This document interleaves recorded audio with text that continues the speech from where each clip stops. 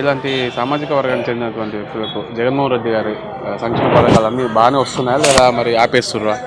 లేదు. మా మా ఏదైతే సమాజం ఉందో కిన్నెర ట్రాన్స్జెండర్ అంటారు. ట్రాన్స్జెండర్ సమాజానికి జగన్మోహన్ రెడ్డి ప్రభుత్వంలో సంక్షేమ పథకాలు డోర్ దగ్గరికి వచ్చి డోర్ దగ్గరికి వచ్చి అందుతున్నాయి. అది పెన్షన్ కానీ మామూలుగా వృద్ధాప్య పెన్షను 250 పెంచుకుంటూ 3000కి వచ్చింది. కానీ జగన్మోహన్ రెడ్డి గారి ప్రభుత్వంలో మాకు ఫస్ట్ నుంచి 3000 ఇస్తూ వచ్చారు. ఇంకోటి పేద అందరికీ ఇళ్ళ స్థలాలు దొరికినాయి, ఇల్లులు దొరికినాయి. కొందరికి దొరకని వాళ్ళకి, అర్హులైన వాళ్ళందరికీ దొరికినాయి.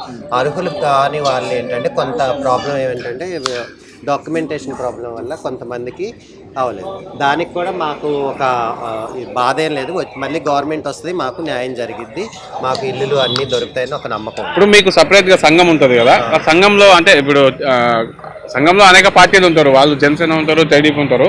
అట్లా మీకు సపరేట్గా ఏమన్నా సంఘం తరఫున నుంచి జగన్మోహన్ రెడ్డికి సపోర్ట్ చేద్దామని ఏమైనా చర్చలు జరుగుతున్నాయా మీ ట్రాన్స్జెండర్ సంఘంలో? ఇక్కడ ఆంధ్రప్రదేశ్ మొత్తం చూసుకుంటే మీరు అన్నట్టు అన్ని పార్టీల్లో అంతమంది ఉంటారు. కాకపోతే మాలో ఏంటంటే రాజశేఖర్ రెడ్డి గారి దగ్గర నుంచి జగన్మోహన్ రెడ్డి గారి దగ్గర నుంచి చెప్పింది చేస్తారు, అన్నీ కరెక్ట్గా ఏదైతే చెప్తారో అది చేస్తారు. అందుకని మెజార్టీ ఎక్కువ శాతం జగన్మోహన్ రెడ్డి గారు వెనకే ఉంది. ఈ విజయంలో మాది కూడా పార్టిసిపేషన్ కంపల్సరీ ఉంటుంది. జగన్మోహన్ రెడ్డి గారిని మళ్ళీ సీఎంగా మేము గెలిపించుకుంటాం. మీకు ఏమైనా వస్తున్నాయి పథకాలు? నాకు పెన్షన్ వస్తుంది, మంత్లీ 3000 పెన్షన్ వస్తుంది. ఇంటికి వచ్చి ఇస్తారా? ఇంటికి వచ్చి ఇస్తారు. పొద్దున్న 5ంటికి 6ంటికి ఫోన్ చేస్తారు. నేను ఊర్లో లేకపోయినా కూడా ఫోన్ వచ్చింది. ఎక్కడికైనా వెళ్ళినా 5వ తారీఖు లోపు నేను తీసుకుంటాను పెన్షన్. అది చిన్నపిల్లవాడిని అడిగినా కూడా చంద్రబాబు మాటలు నమ్మే పరిస్థితుల్లో ఇప్పుడు ఎవరు లేరండి. చంద్రబాబు ఎక్స్పైర్ డేటు, ఆయనకి వయసు మీద పడింది, ఆయన ఏం మాట్లాడుతున్నాడో ఆయనే తెలీదు. ఈ ఎన్ని పార్టీలు కలుపుకొని వచ్చినా సింహాన్ని ఎదిరించే వాళ్ళు ఎవ్వరు లేరు. సింహం సింగల్గా వస్తుంది అంటారు. రేపు జూన్ 4న మళ్ళీ జగన్ అనే పదం మనం అందరం వింటాము. ఇది మటుకు గ్యారెంటీ. పవన్ కళ్యాణ్ గారిపై పోటీలో తమన్నా సింహాద్రి మీకు తెలుసు తమన్నా సింహాద్రి నేను క్లాస్మేట్స్, మేము ఇద్దరం ఫ్రెండ్సే.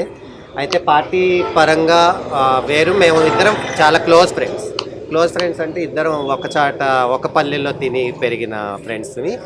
తన పార్టీ పరంగా తన రాజకీయ సిద్ధాంతం తనది. అయితే తను పోటీ చేస్తుంది పవన్ కళ్యాణ్ మీదే.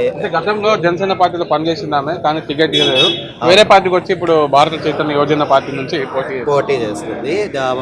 ఫస్ట్ జనసేనగా తను కార్యకర్తగా పాపం పనిచేసింది.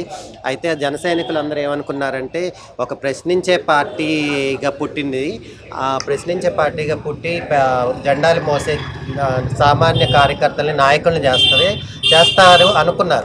కానీ అది టోటల్గా రివర్స్ అయిపోయి జనసైనిక పార్టీలో కూడా జన సైనికులను ఎవరిని నాయకులు చేయలేదు. ఎటు తిరిగి చూసినా ఆ టీడీపీ వాళ్ళకే సీట్లు ఇచ్చి వాళ్ళనే మళ్ళీ నిలబెట్టారు. పవన్ కళ్యాణ్ గారు ఆయన రాజకీయం ఎందుకు చేస్తున్నారో ఆయనకే తెలియాలి.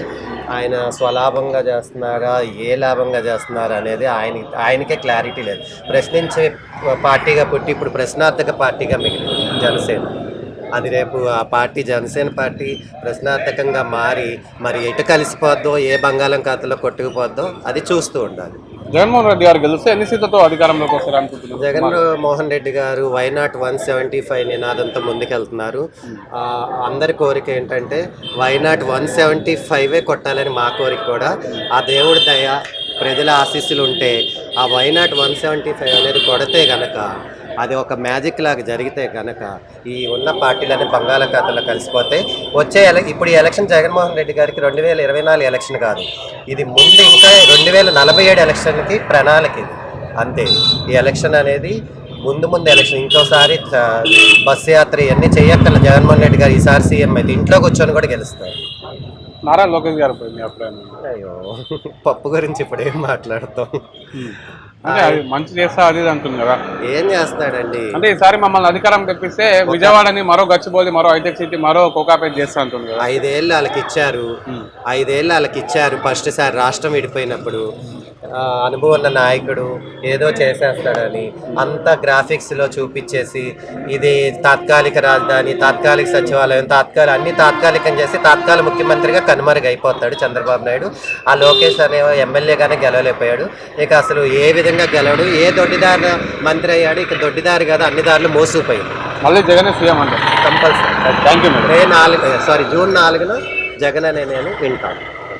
నేను ఈసారి మన వైసీపీ గవర్నమెంట్ ఫామ్ అయినప్పుడు జగన్మోహన్ రెడ్డి గారికి నేను ఒక రిక్వెస్ట్ పెట్టుకుంటున్నాం. ఏంటంటే ట్రాన్స్జెండర్ సామాజిక వర్గం మొన్న